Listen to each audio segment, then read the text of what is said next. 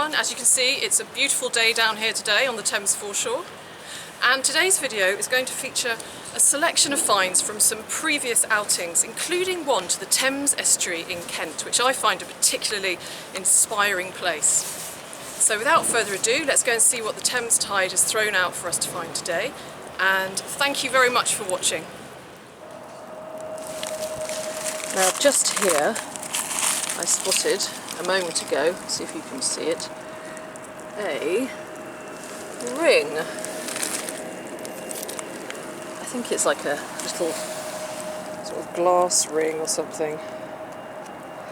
It's probably very modern, quite pretty. And over there is a plastic ball for my plastic ball collection. And it even has a face.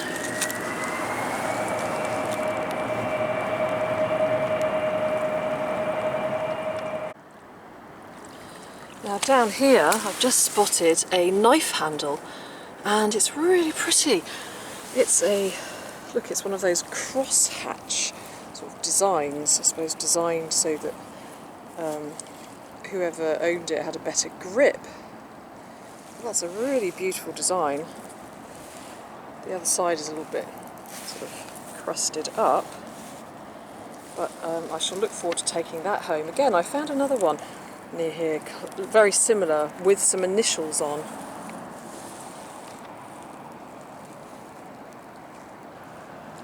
I love that design.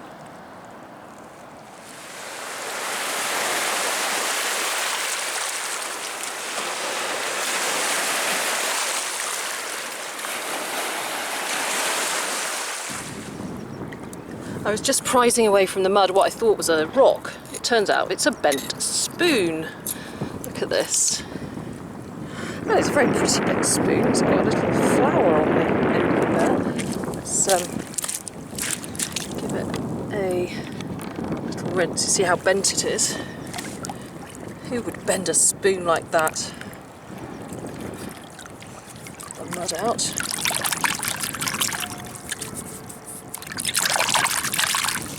Very delicate. Oh look, isn't that beautiful? Look at that design on it. That is so pretty.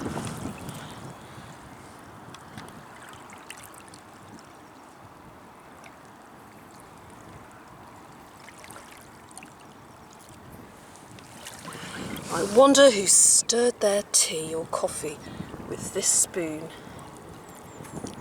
Looking forward to having a closer look at that design.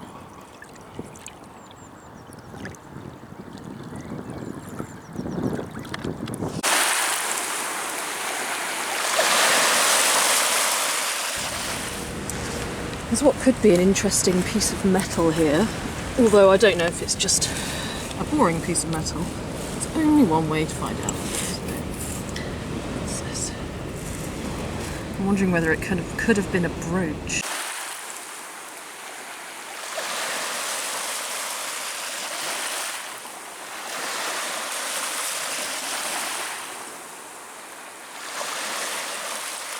Okay. I know there's letters under there, but I can't see them at the moment, so I am going to have to wait in trepidation until I get home to give it a clean off gently to see what's written underneath. And then I shall be sure to be back and tell you what it is. Very exciting.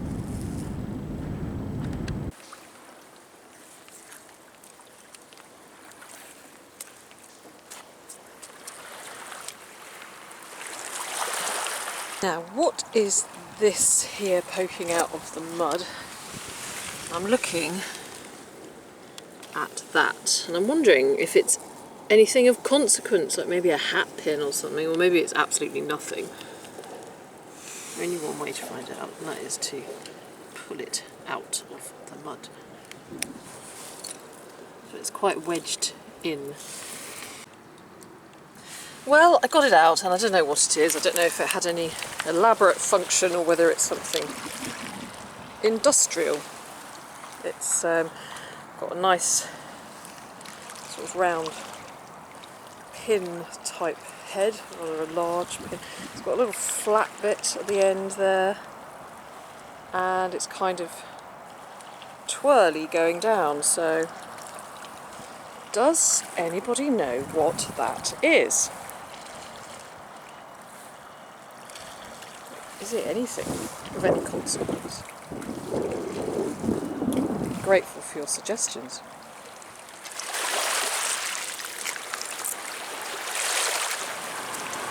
Looks like a little coin or something here. Don't know what though. Oh, it's a Victoria. Yeah, look. Tiny Victoria coin. Maybe a fourpenny piece. Or fourpence.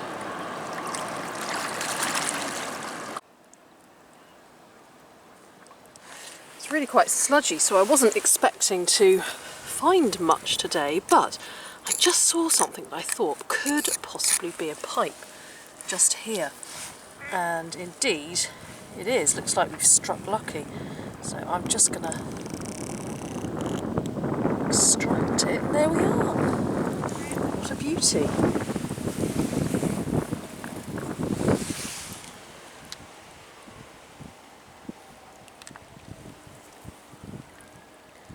Looks like probably early to mid 1800s, I think.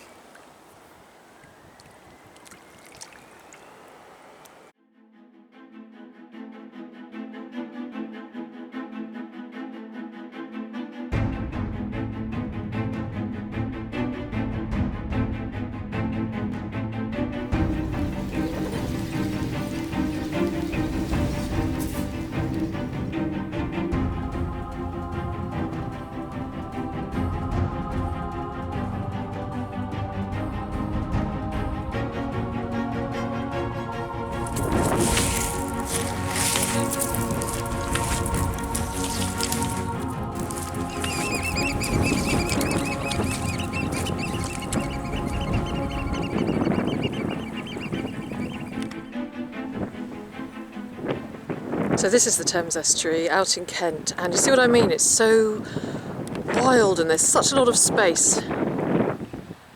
What I love about being here is that you can come out here and find yourself pretty much on your own, not a soul around.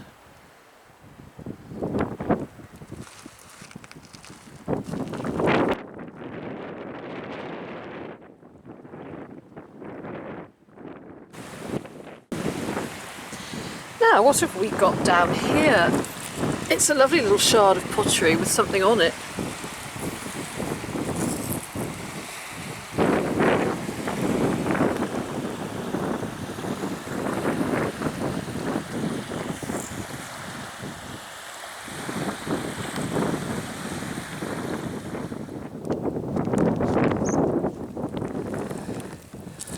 It's a Volcanite bottle stopper, and I always enjoy finding these, and I haven't seen this one before, and it is Russell's shrimp brand from Gravesend.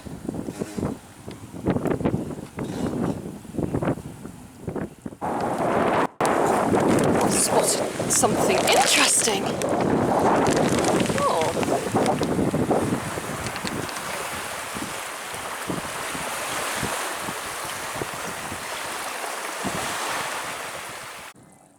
Just look at that terrain over there. Look at all that mangled wire. Real devastation, isn't it? It's very muddy here as well. Very, very muddy. I'm going to go over there and have a little look.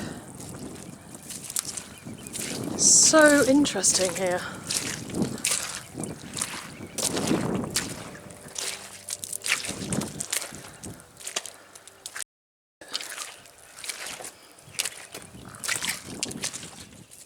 And over there is Cliff Fort. Unfortunately, it's inaccessible because it's flooded, but it's very similar to Who Fort.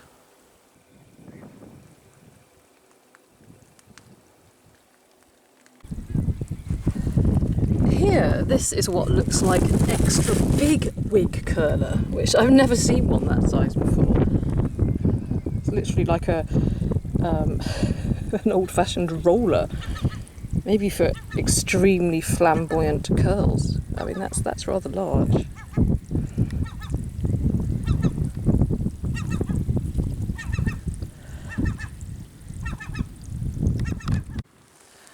Ah, now that's interesting. A piece of pottery with WR on it. I don't usually find that around here.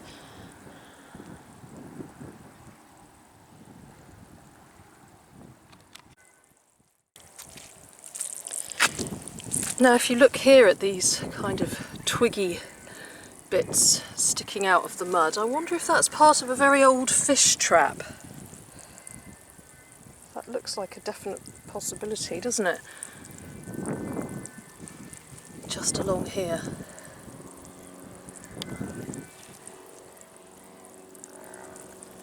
That's interesting. Look at that little wader, isn't it gorgeous? So pretty.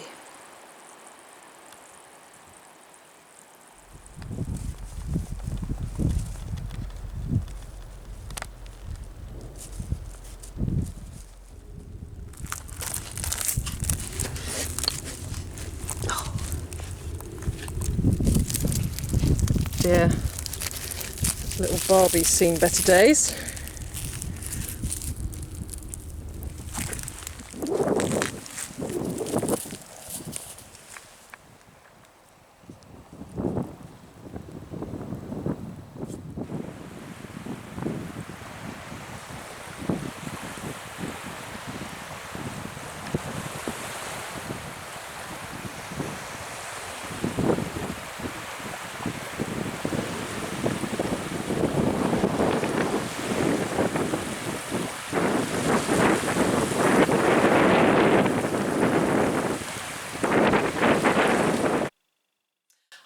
Thank you very much for watching this mudlarking adventure, which was made up of several different outings along the Thames in London and the Thames Estuary in Kent, which is one of my absolute favourite places to go.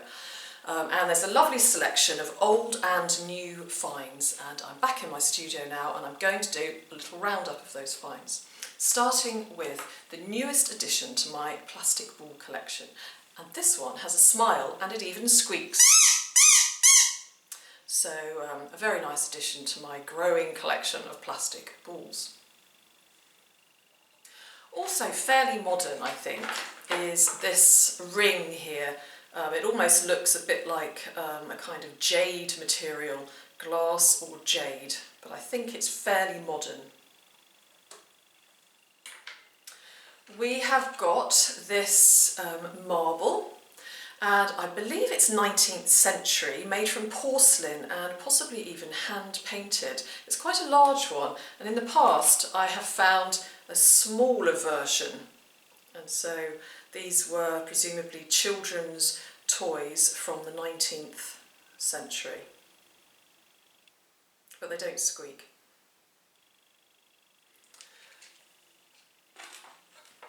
Now let's move on to this spoon here, which I have managed to unbend.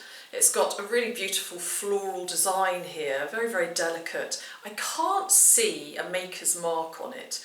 I think it's quite old. It must be 1800s, I think.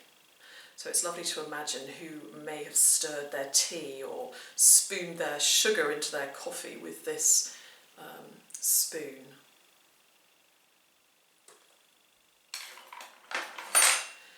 We've got this cross-hatch design knife handle here. I think it's bone, and the cross-hatch design would have certainly helped if the person who used it, probably a docker or a sailor, had wet hands, so he would have had a firmer grip on the knife handle. So now let's move on to this rather uninteresting looking find, which is in fact a clay wig curler. It's often the most boring looking finds which have the most fascinating stories behind them, and this is no exception. This is made from the same material as a clay pipe was made of, and it would have been used back in the 17th and 18th century when it was all the rage for men and women to have very flamboyant wigs.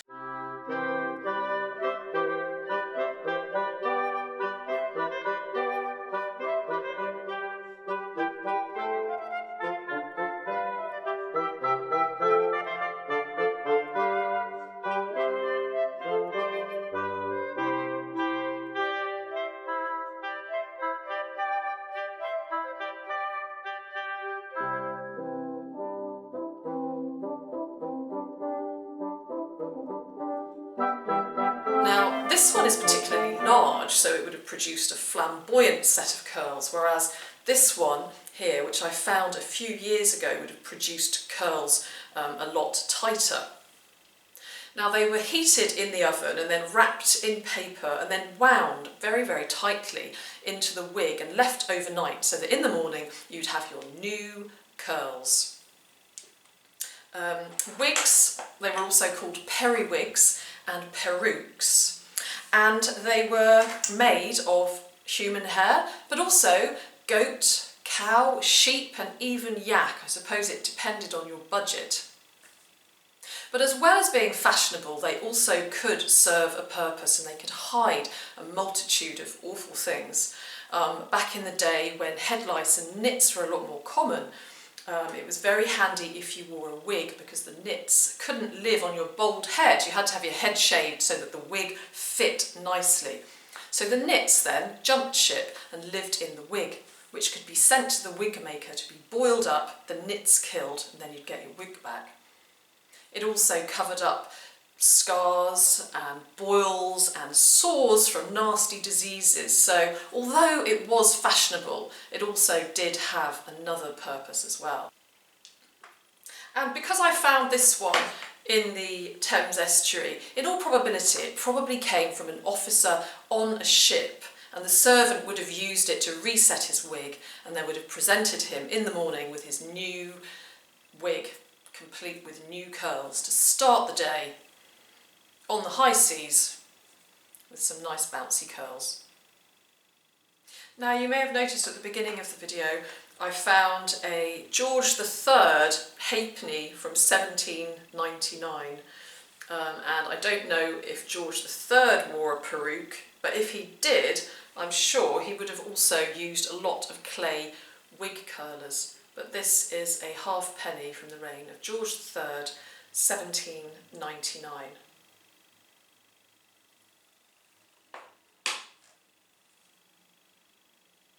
And now I'm going to move on to this little badge here, or rather it's part of a medal, and it says General Election, Special Services 1906.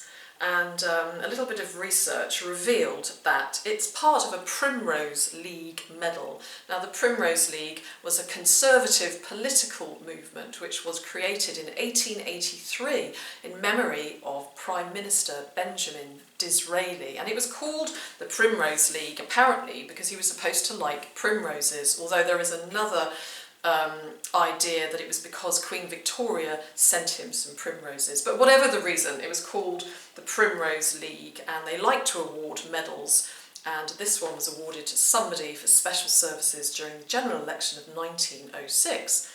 It was apparently very popular with women. There were a lot of women in the Primrose League, even though they didn't actually have the vote at that time.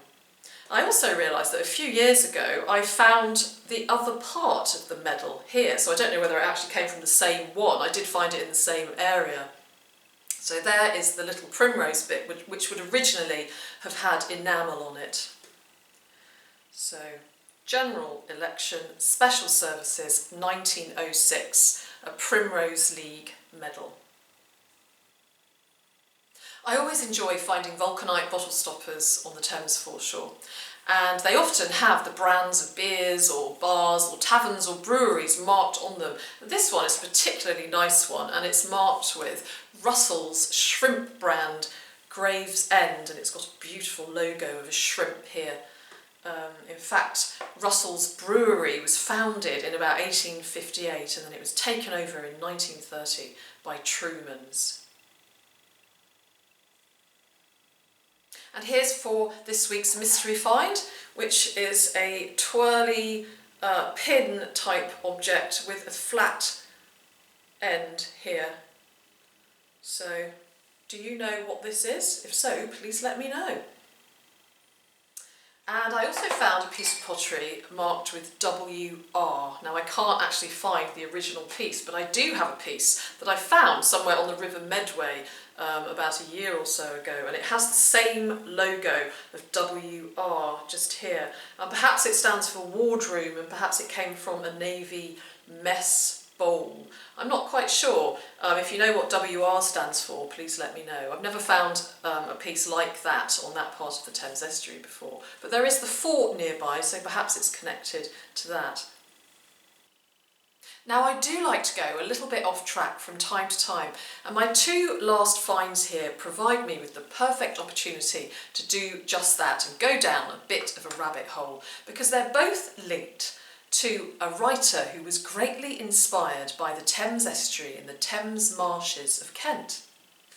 Now, this little piece of pottery here is from the Travellers' Club, which was founded in 1819. It's an exclusive gentlemen's club at Pall Mall in London, and it's still in existence today. And this is a silver threepence from Queen Victoria's time, minted in 1856. Now, these are both linked to none other than the great writer Charles Dickens. And why is that? Well, in 1879, Dickens wrote about the Travellers' Club in his London Guide. And in 1856, Charles Dickens moved to live right next to the Thames Estuary in the Thames marshes, to the small village of Higham, which I go to each time I go out to the estuary. 4 years later, he wrote his great novel, Great Expectations, which is based in the Kent area, in the marshes and in the estuary.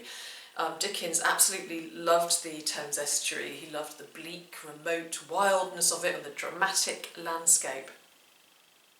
It's also said to be a church in that area called St James in Cooling that is the inspiration behind the opening chapter of Great Expectations. So the other day, as I was driving through on my way back from the estuary, I popped into the church to take a look. And it's here in this suitably Dickensian weather that I've come to visit the Church of St James in Cooling in Kent, where Charles Dickens often used to come with his family and picnic in the graveyard, using this grave over here as a table where he used to spread out his food, apparently.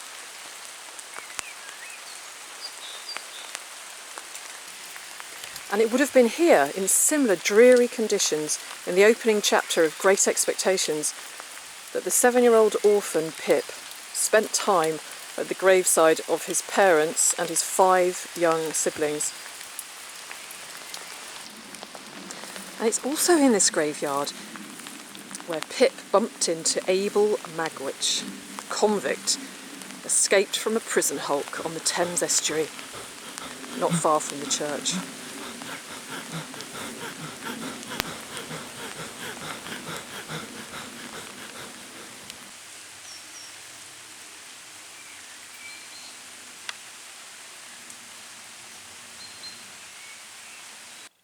So, albeit a tenuous link, it enabled me to go down a little rabbit hole and go off track for a while, which I do enjoy doing from time to time. Now, today's find featured under the Thames glass dome is this rather stunning gold pocket watch. It's a Victorian half-hunter pocket watch. It's not very often that I find gold in the River Thames mud, but very, very occasionally it happens, and on this occasion I was delighted to find this, and I suppose it's something that Charles Dickens could have worn himself. So thank you very much for watching, and thank you for your comments and feedback on my last video. As always, I very much appreciate them. Please subscribe to my channel if you enjoy my videos and if you'd like to see more.